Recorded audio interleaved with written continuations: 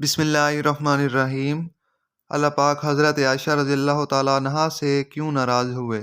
مسلمان عورتیں یہ واقعہ ضرور سنیں۔ حضرت عائشہ فرماتی ہیں کہ حضور اکرم صلی اللہ علیہ وسلم نے اپنی بیویوں کے لیے باری مقرر کر رکھی تھی، لیکن پھر ایک وقت ایسا آیا کہ بسم اللہ الرحمن الرحیم۔ حضرت ابو ہریرہ رضی اللہ تعالیٰ عنہ بیان کرتے ہیں کہ یا رسول اللہ صلی اللہ علیہ وسلم نے فرمایا، ایمان کے لحاظ سے مومنوں سے اکمل وہ ہیں جو ان میں سے اخلاق کے اعتبار سے بہت عمدہ ہیں۔ تم میں سے اچھے لوگ وہی ہیں جو اپنی عورتوں کے لیے بہتر ہیں۔ ایک مرتبہ آپ صلی اللہ علیہ وسلم باہر سے تشریف لائے، گھر کے صحن میں سیدنا عائشہ صدیقہ رضی اللہ تعالیٰ عنہ کو دیکھا کہ پیالے سے پانی پی رہی ہیں۔ وہیں سے آپ صلی اللہ علیہ وسلم نے ارشاد فرمایا، اے حمیرہ رضی اللہ تعالیٰ عنہ، تھوڑا پانی میرے لیے بھی بچانا۔ غور فرمایا، بیوی امتی ہیں، شوہر نبی کریم صلی اللہ علیہ وسلم ہیں۔ برکت نبی صلی اللہ علیہ وسلم کی ذات کے ساتھ وابستہ ہوتی ہے، مگر سبحان اللہ، آپ صلی اللہ علیہ وسلم کی اپنی رفیقہ حیات کے بچے ہوئے پانی کو بھی پینا چاہتے ہیں۔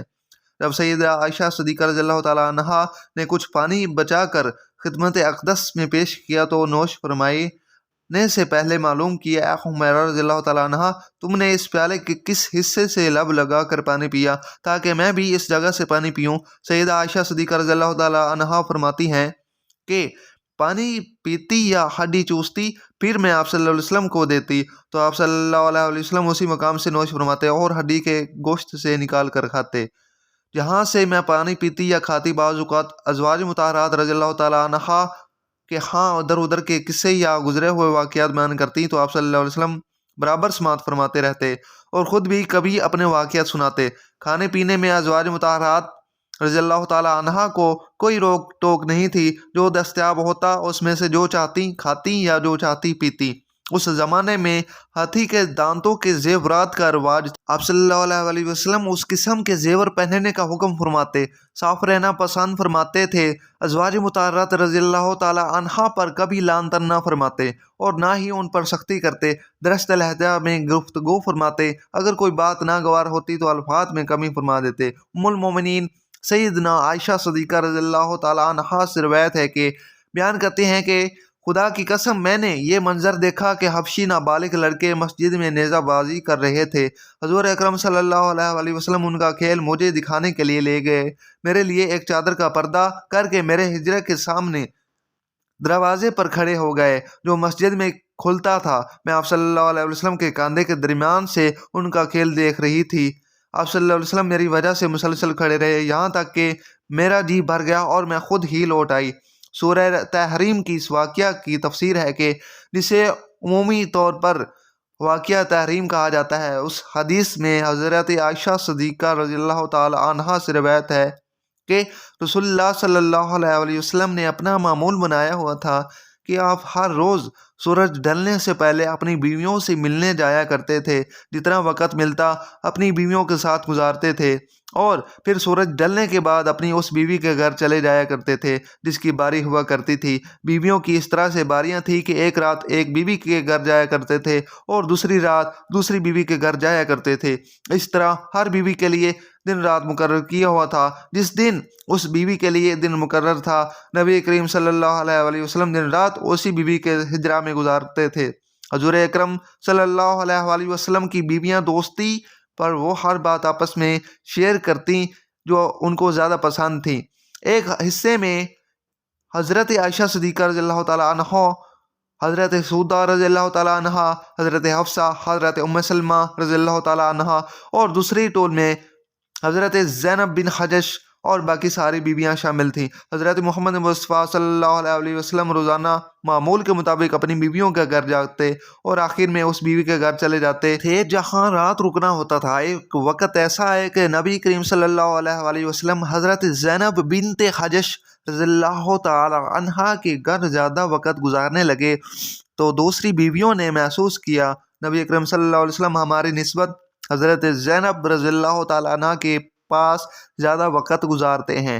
ایک دن صبح اکٹھی ہوئیں اور ایک دوسرے سے معلوم کرنے لگیں کیا وجہ ہے کہ نبی کریم صلی اللہ علیہ وسلم حضرت زینب کے گھر زیادہ وقت گزارتے ہیں۔ تو معلوم ہوا کہ حضرت زینب بنت حجش کا تحفہ بھیجا ہے، اور حضرت زینب بنت حجش وہ تحفہ روزانہ حضور اکرم صلی اللہ علیہ وسلم کی خدمت میں پیش کرتی ہیں، جو کہ نبی کریم صلی اللہ علیہ وسلم کو شاید بہت ہی زیادہ پسند ہے۔ اس شہد کو مزے مزے سے پینے میں حضور اکرم صلی اللہ علیہ وسلم زیادہ وقت لگا دیتے تھے۔ اس وجہ سے حضرت محمد مصطفیٰ صلی اللہ علیہ وسلم کا زیادہ وقت حسن حضرت زینب کے گھر گزرتا رہا۔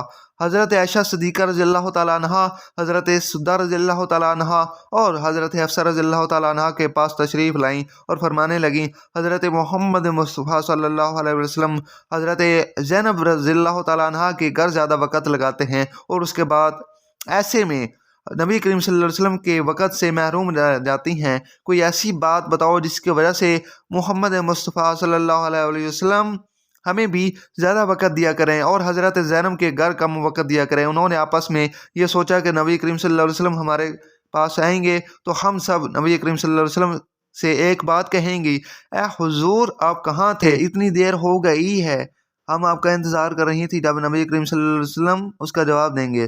تو ہم آپ سے یہ کہیں گی، اے اللہ کے نبی آپ صلی اللہ علیہ وسلم، آپ سے مغافیر کے پھولوں کی بو آ رہی ہے، ایسا لگ رہا ہے کہ آپ مغفیر کے پھولوں کا رس پی کر آئے ہیں، اور نبی کریم صلی اللہ علیہ وسلم کی عادت ہے کہ آپ نے کبھی کسی قسم کی کوئی خوشبو نہ لگائی، بالکل پسند نہ تھی، آپ سے ہمیشہ خوشبو آیا کرتی تھی۔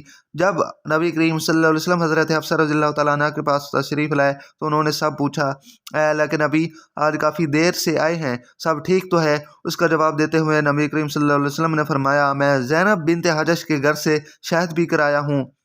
حضرت عائشہ صدیقہ رضی اللہ تعالیٰ عنہ، حضرت حفصہ اور ام سلمہ رضی اللہ تعالیٰ عنہ نے نبی کریم صلی اللہ علیہ وسلم کو کہا، اے اللہ کے نبی آپ کے منہ مبارک سے مغافیر کے پھولوں کی بو آ رہی ہے۔ ان کو معلوم تھا کہ نبی کریم صلی اللہ علیہ وسلم کو ذرا سی بھی کوئی خوشبو پسند نہیں، آپ کوئی خوشبو پسند نہیں کرتے تھے، وہ کوئی ایسی چیز کے پاس نہ آ جاتے تھے جس سے ذرا بھی بو آنے کا خدشہ ہو۔ حضور اکرم صلی اللہ علیہ وسلم سب سے آخر میں حضرت حفصہ رضی اللہ تعالیٰ عنہ کے پاس پہنچے۔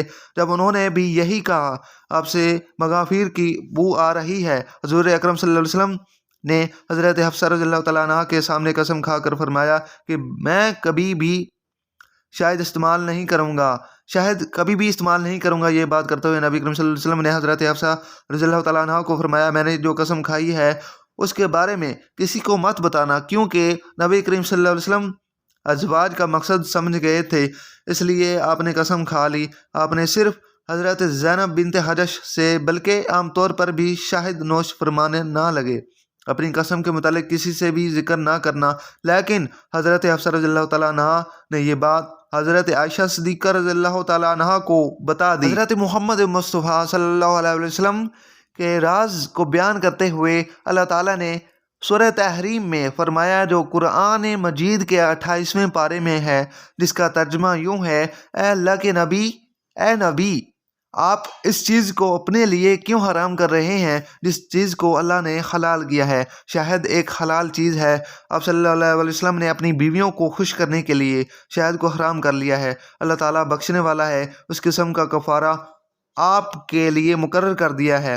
پھر اللہ تعالیٰ نے حضرت حفصہ رضی اللہ تعالیٰ عنہ کا، جنہوں نے جو راز حضرت عائشہ صدیقہ رضی اللہ تعالیٰ عنہ کو بتایا، اس کے بارے میں اشارہ کیا، اے محمد مصطفیٰ صلی اللہ علیہ وسلم، حضرت حفصہ رضی اللہ تعالیٰ عنہ سے کہا، تم نے میری قسم کے بارے میں حضرت عائشہ صدیقہ رضی اللہ تعالیٰ عنہ کو کیوں بتایا؟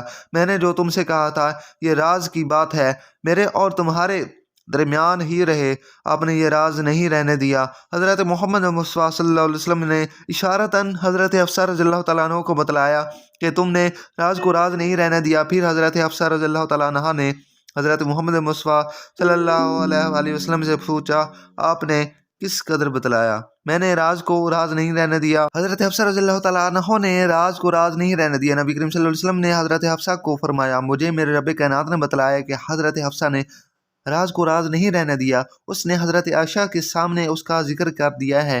اب اگر تم دونوں اللہ کی بارگاہ میں توبہ کر لو تو اللہ معاف کرنے والا ہے، اللہ تم کو معاف فرما دے گا۔